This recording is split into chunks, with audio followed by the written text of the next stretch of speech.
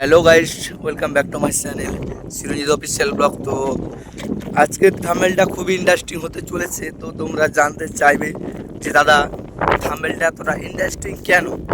তো থাম্বনেলটা ইন্টারেস্টিং হওয়ার কারণ এইটাই যে আমি দেখতে পেয়েছো, বলার কিছুই নাই, পুরো ফাঁকা মাঠের মধ্যে কিন্তু আমি দাঁড়িয়ে আছি। দাঁড়িয়ে থাকা বললেও হবে না, তো হাঁটতে চলেছি। তো আমি যাচ্ছি কোথায় এটা নিয়ে কিন্তু আজকের ভিডিও। তো আমি আজকে যেতে চলেছি, আমাদের বাড়িতে একটা আখ বাগান চাষ করেছে।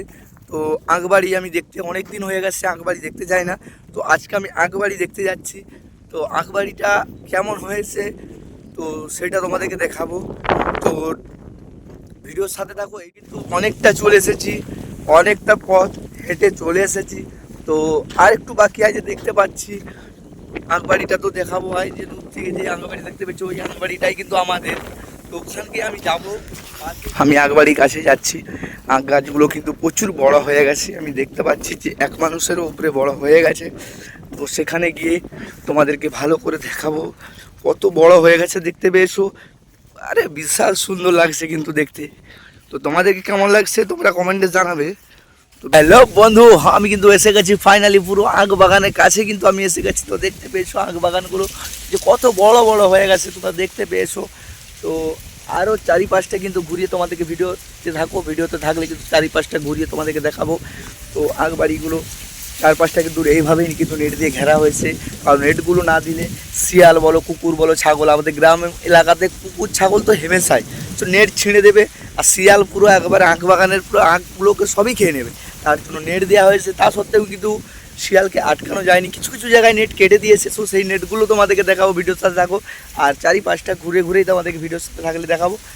আরেকটা কিন্তু জিনিস তোমাদেরকে দেখাবো। তো নেক্সট ভিডিওতে হয়তো থাকবে যে হলদিয়া বন্দর পর্যন্ত যে তেল লাইনের কাজটা চলছে, পাইপ লাইন করে তেল লাইন হওয়ার জন্য যে পরিষেবাটা চলছে, সেই পাইপ লাইনটা কেমন হচ্ছে, কিভাবে হচ্ছে, সেই সবের ভিডিও কিন্তু তোমাদেরকে দেখাবো। কিন্তু আজকে যে ভিডিওটা নিয়ে আলোচনা করছি সেটা হচ্ছে আখবাড়ি নিয়ে। তো আখবাড়ি ভিডিওগুলো দেখো কেমন হয়েছে, কমেন্টে জানাবে প্লিজ। এই কত বড় বড় হয়ে গেছে তোমরা দেখতে পেয়েছো, নেটগুলো দিয়ে কিন্তু ঘিরে রাখা হয়েছে। নেটগুলো দেওয়ার একটাই কারণ যে গরু ছাগল, আমাদের গ্রামীণ মানে বুঝতে পেরেছো, গ্রামীণ জায়গাতে গরু ছাগল হাঁস মুরগি বহু কিছু সব ঢুকে যাবে। তো সেই জন্য নেট দেওয়া হয়েছে। নেট দেওয়া সত্ত্বেও কিন্তু একটা প্রবলেম দেখা যায় যে শিয়াল বেদম, আমাদের গ্রাম বাংলায় শিয়ালের পরিমাণ প্রচুরই। তো শিয়াল কিন্তু অনেক অনেক জায়গায় নেটে কেটে দিয়েছে। তো আগের বারেও কিন্তু দেখেছিলাম, তো আপনাদেরকে ভিডিও দেখাই। তো আজকে ভিডিওতে দেখাবো যে আখবাড়িগুলোকে কেমনভাবে শিয়ালে কেটে দিয়েছে। তো আরেকটু দূরে আছে, এই টার্নিংটার কাজটাই কিন্তু কেটেছে। এই যে দেখতে পেয়েছো বন্ধুরা, এই যে নাটটাকে কেটে দিয়েছে শিয়ালে পুরো। কেমন হয়েছে আখবাড়িটা কমেন্টে জানাবে তোমরা সকলে। এইটুকুই চাইবো তোমাদের কাছ থেকে যে খুব কষ্ট করে চাষ করেছিলাম, খুব কষ্ট করে।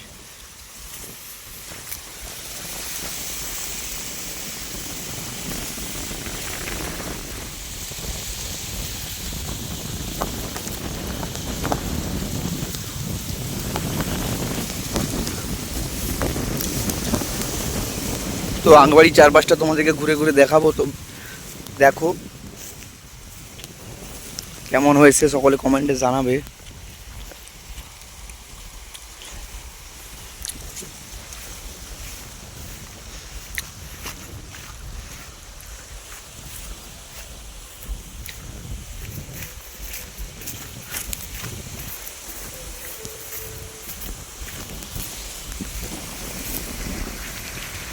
আমি কোথায় আছি তোমরা বুঝতে পারছো, যে আখবাড়ির পুরো বাগানের ভিতরে ঢুকে পড়েছে। তা কেমন লাগে ঢুকলে, কি ব্যাপার?